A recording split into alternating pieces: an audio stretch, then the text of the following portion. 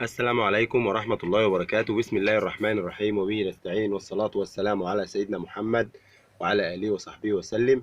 معاكم عبد الله محمد من قناتكم حياة الريف المصري، والنهارده معانا أرنبة بابي ونهاية والدة. هنشوف طبعا الخلفة بتاعتها عاملة إيه، وهنشوف طبعا هنتكلم شوية على موضوع الخلفة وعلى موضوع الأعداد بتاعة الخلفة، وإزاي إن إحنا نقدر نحافظ على الخلفة بتاعة الأرانب تبقى عدد معين، وإيه هو أحسن عدد ان انت تشتغل بيه في الارانب، انه يكون عند ارنبه مثلا كذا عدد خلفه، 7 خلفات او 8 خلفات او 9 خلفات، وايه هو انسب عدد، وازاي ان احنا نتحكم في الموضوع ده. يعني ازاي ان احنا نتحكم في الخلفه بتاعه الارانب، نخليها مثلا عدد مناسب، وايه هو العدد المناسب اصلا. هنشوف طبعا الخلفه مع بعض دلوقتي زي ما عودناكم. هنفتح الولاده هي، بس قبل ما نفتح الولاده طبعا هنسد بالابلكاشه ديت بين الولاده كده وبين العين بتاعه الام، وهنشوف طبعا بسم الله ما شاء الله الخلفة هي. الخلفة طبعا تقريبا كلها بابي شبه الأم. هناخد طبعا شوية شعر من الشعر ده كده نحطهم في العلبة دي، وهنبدأ نشوف طبعا الخلفة معانا. بسم الله ما شاء الله يا جماعة. طبعا حجم الخلفة كويس اهوت، وده راجع يا جماعة للعدد المناسب بتاع الخلفة. والعدد المناسب بتاع الخلفة يا جماعة من 7 ل8 خلفات في المرة. يعني أنسب عدد يكون عند الارنبه يا 7 ارانب يا 8 ارانب. ليه بقى؟ هتلاقي الارانب كلها الحجم بتاعها كبير، هتلاقي الارانب كلها هترضع كويس وهتبدا معاك تحول كويس، بعكس الارنبه مثلا ما تبقى جايبه 12 او 13 او 10 او 9، بتلاقي فيهم ارنبين 3 صغيرين، 4 ارانب صغيرين، بتلاقي فيهم ممكن مثلا الارنبه تولد 10 او 12، وكل يومين 3 تلاقي واحد ما رضعش كويس، واحد مات، واحد بتاع، لحد ما يرسوا هم على ما يبداوا يبقوا عمر 10 ايام ولا حاجه، تلاقيهم رسوا على 9 او على 10، مات منهم 2 او مات منهم 3. فطبعا دي كلها يا جماعه حاجات الارنب ده بيتكون من جسم الارنبه، فمش لازم ان احنا يبقى فيه ارنب على الفاضي والارنب يموت. فطبعا في كتير من الناس دلوقتي بتقول طب ازاي ان احنا نتحكم في عدد الخلفات. معانا 4 خلفات اهو بسم الله ما شاء الله، هنشوف لسه الباقي. طبعا يا جماعه الموضوع ده بيرجع للسلاله بتاعه الارنبه نفسها. يعني في كل سلاله من سلالات الارانب او كل ارنبه، مش السلاله برضو يا جماعه زي ما قلنا قبل كده، مش بالشكل ولا بالنوع. يعني مش هتلاقي مثلا سلاله ارنب بابيون مثلا تقدر ان انت تحكم عليه في الانتاج، او ارنب شنشله، لان طبعا الارانب الانواع دي كلها في مصر هجين. فالسلاله عندك هنا في مصر عباره عن خط انتاج. يعني ايه؟ يعني ممكن تكون ارنبه بابيون شغاله كويس قوي عندي، وفي نفس الوقت عند واحد تاني ارنبه بابيون مش كويسه او مش شغاله كويس. كده معانا 6 ارانب هم يا جماعه بسم الله ما شاء الله. نشوف لو في حاجه تاني.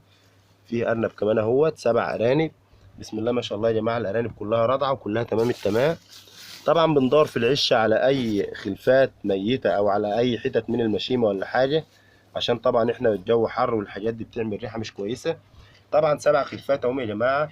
فطبعا زي ما قلنا احنا لما نيجي نشتغل في الارانب بناخد خط انتاج من واحد يكون مضمون. يعني ايه من واحد يكون مضمون؟ يعني من مزرعه تكون شغاله كويس، او واحد يكون جنبك شغال كويس عنده الخلفات بتاعته كويسه. يعني ايه؟ يعني الارنبه مثلا بتولد في حدود 8 او 9 او 7 وماشيه على الريتم ده، معظم الخلفات بتاعها على الريتم ده. فطبعا بنعمل سلالات زي دي، فبتبدا ان الارانب الصغيره بتاعتها يبقى فيها نفس الصفات.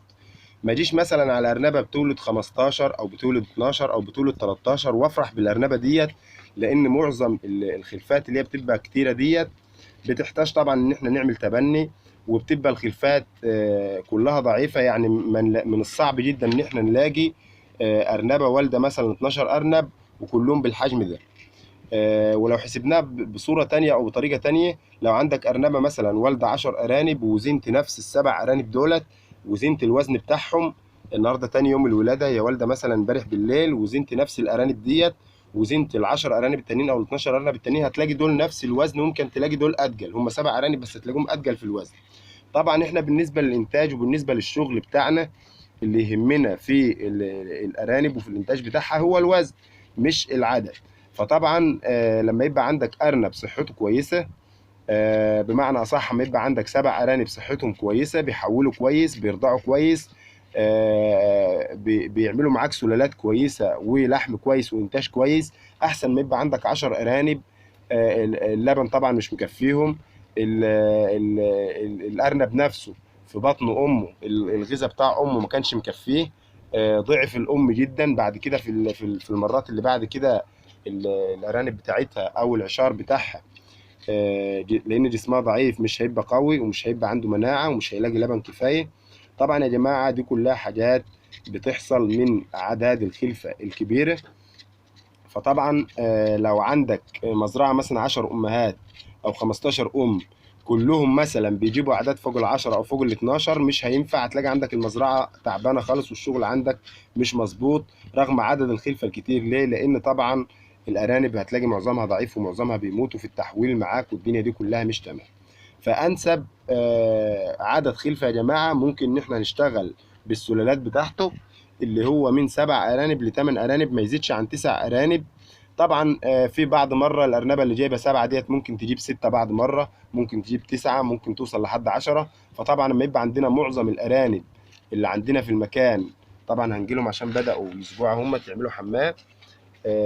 معظم الارانب اللي عندنا في المكان لو هتبقى بالشكل ده، لو هتبقى ان هي بتجيب 7 و8 و9، هتلاقي طبعا عندنا ان احنا بنعمل تبني. اللي جايبه مثلا 7 المره دي هناخد واحد من ارنبه تانية جايبه 9، يبقى طبعا واحده عندها 8 وواحده عندها 8، وهنبدا ان احنا نشتغل بالطريقه ديت. هتلاقي الارانب كلها عندها 8 وعندها 7، فهتلاقي التحويل عندك كويس والرضاعه عندك كويسه. هتلاقي الام عندك جسمها كويس على طول، لان الارنبه اللي بتجيب 10 وبتجيب 12 دي يا جماعه مش هتقدر طبعا ان انت تلقحها غير بعد 15 يوم او بعد 10 12 يوم.